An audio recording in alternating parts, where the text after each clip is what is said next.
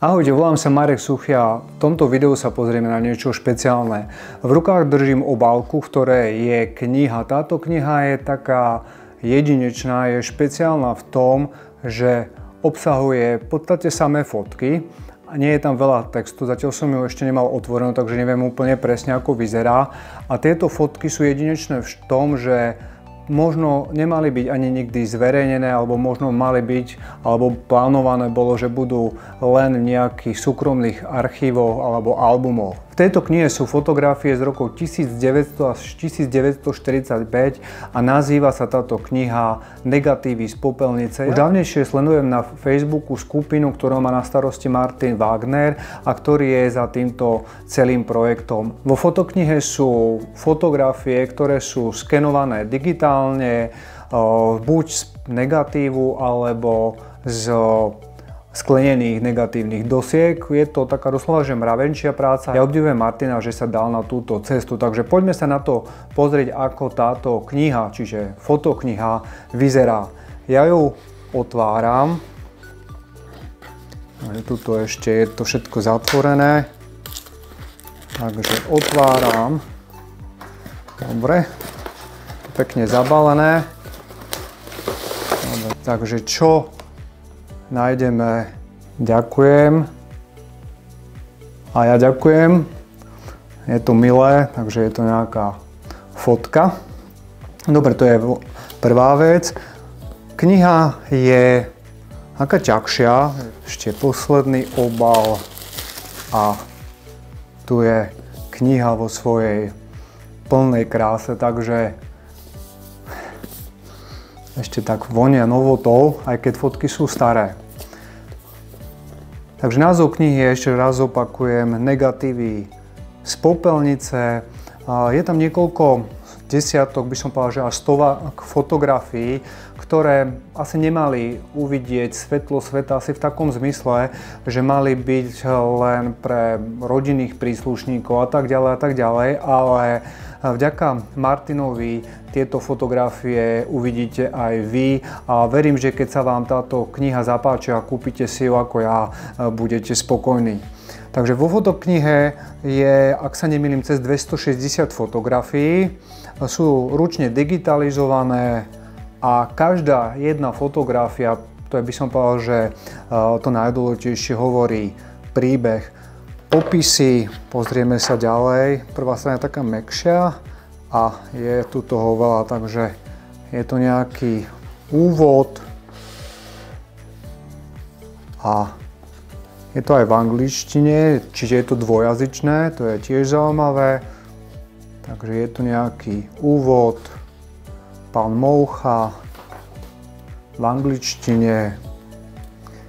Papier je kvalitný, vyššou gramážou a super vyzerá to. Mne sa strašne páčia fotografie, ktoré naozaj takto boli fotografované na tie negatívy, že je to ešte naskenované aj s tým možno rámčikom, alebo ako to nazvať, že nie je to orezané tak, je to v podstate autentické. Niekedy tieto fotografie takto vyzerali, lebo v podstate negatív alebo tá sklená doska bola väčšia než fotografia alebo než ten záber a v podstate pri tých krajoch je to také troška nedokonalejšie, je to veľmi pekné, je to také autentické. Dneska sa to samozrejme dá celé dorobiť aj nejakým spôsobom v počítači, vo Photoshope, ale to už jednoducho nebude ono, takže je to veľmi autentické.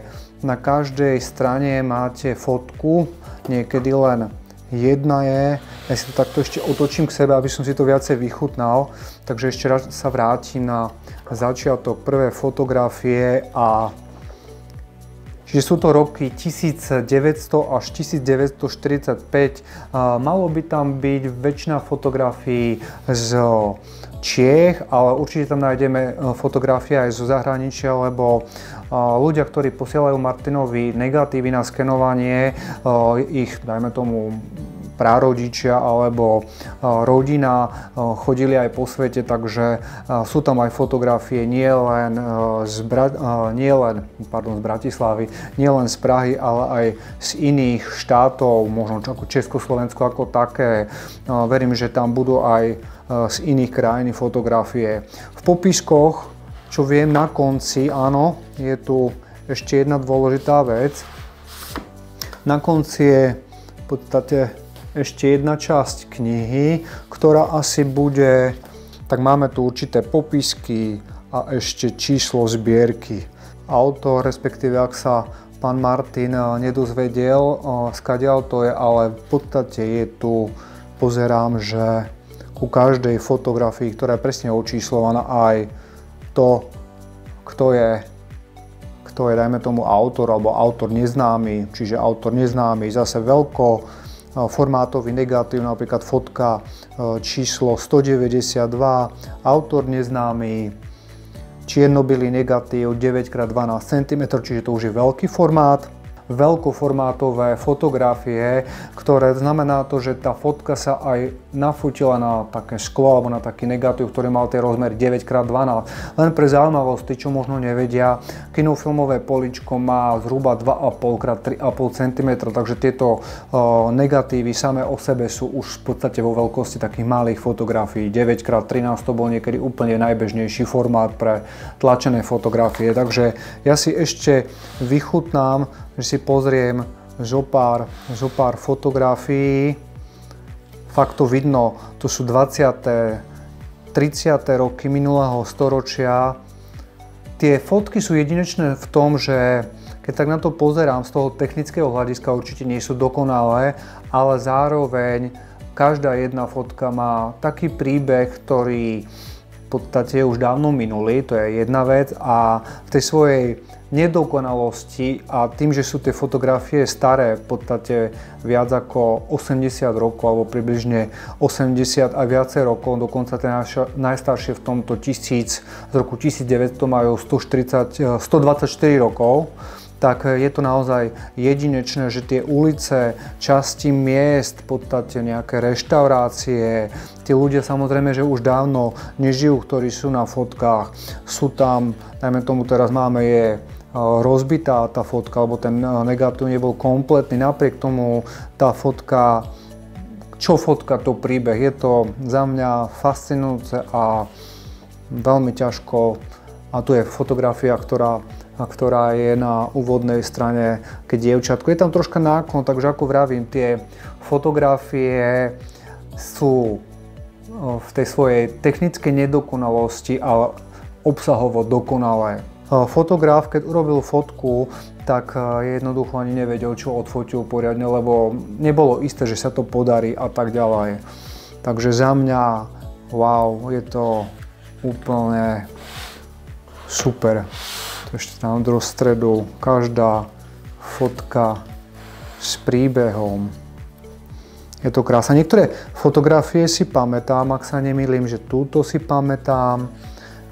Navštevujem v podstate častejšie skupinu.